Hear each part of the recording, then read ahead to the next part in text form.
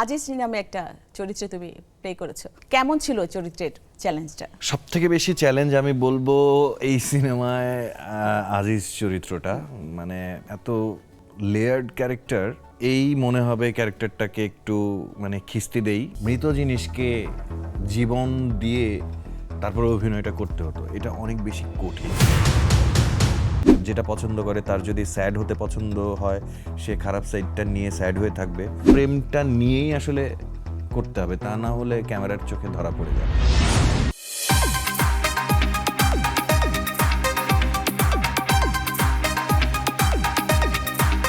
সবাইকে ওয়েলকাম করছি নেক্সাস টেলিভিশনের বিশেষ আয়োজন কাট অ্যান্ড কাটে। আপনাদের সঙ্গে আছে আমি শারমিন দীপ্তি, এবং আজকে আমাদের সঙ্গে যিনি আছেন উনি একজন শক্তিমান অভিনেতা। আমি শক্তিমান অভিনেতা এই জন্যই বলবো, তিনি পর্দায় দুর্দান্ত অভিনয় করে, আমাদের তো ভালোই লাগে। আমি আশা করব যে দর্শক আপনাদেরও অনেক পছন্দের একজন অভিনেতা তিনি।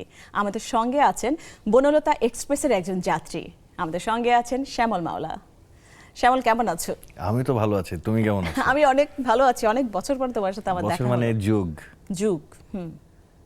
এক যুগের উপরে। এক যুগ তো হবেই। হ্যাঁ। যেহেতু ট্রেন যাত্রা নিয়ে গল্পটা, পুরো গল্পটাই ট্রেনের মধ্যে, তো ওখানে তো অনেক কোয়ার্টিস্ট ছিল তোমার সাথে, তোমার সিনিয়র কোয়ার্টিস্ট ছিল এবং জুনিয়র ছিল, এবং সেখানে আজিজ নামে একটা চরিত্রে তুমি প্লে করেছো, কেমন ছিল চরিত্রের চ্যালেঞ্জটা? সব থেকে বেশি চ্যালেঞ্জ আমি বলবো এই সিনেমায় আজিজ চরিত্রটা, মানে এত লেয়ার্ড ক্যারেক্টার। মানে এই মনে হবে ক্যারেক্টারটাকে একটু মানে খিস্তি দেই দর্শকের, এরকম লাগবে হয়তো। আবার এই মনে হবে যে না, মানে ও তো ভালো, আজিজ তো ভালো। সো এটা না দেখলে আসলে আমি বোঝানো সম্ভব না। আজিজ কি সত্যি ভালো? সেটার জন্যই দেখতে হবে। হ্যাঁ, আমরা অবশ্যই দেখব, এবং আমরা দর্শকদেরকে বলবো অবশ্যই বড় পর্দায় গিয়ে বনলতা এক্সপ্রেস সিনেমাটি দেখবেন।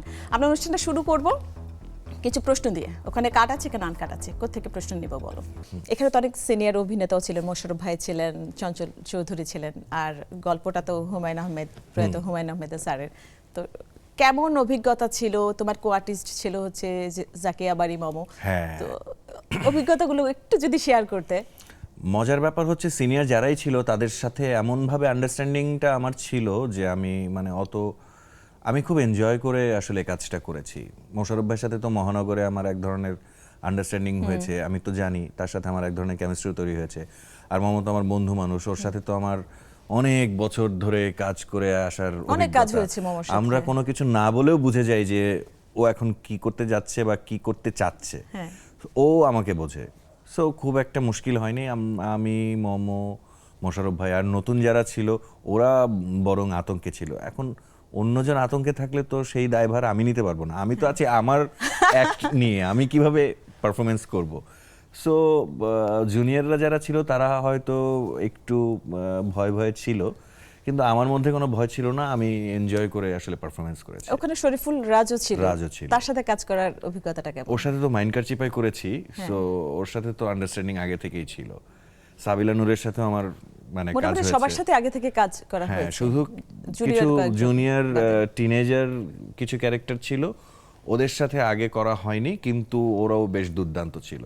আর তানিম নূর ভাই কিভাবে কাজ করেন ওখানে? কি স্ক্রিপ্টটা তো নিশ্চয়ই তোমরা আগেই পেয়েছো? তানিম নূর ভাই একদম আমরা যেভাবে কাজ করি, তুমি যেভাবে জানো ঠিক সেভাবেই কাজ করে। তানিম নূর ভাইয়ের সাথে আমি মানিহানি করেছি, কন্ট্রাক্ট করেছি। সো তানিম নূর ভাই আমাকেও চেনে, আমিও তাকে চিনি। সো আমার তানিম নূর ভাইকে দেখলে মনে হয় খুব পোলাইট, খুব মনে হয় যে কাউকে বকা ঝোকা দেয় না, এরকম কখনোই না। এবং তার মুখে কোনোদিন রাগ বা, উনি ঠান্ডা মাথার মানুষ।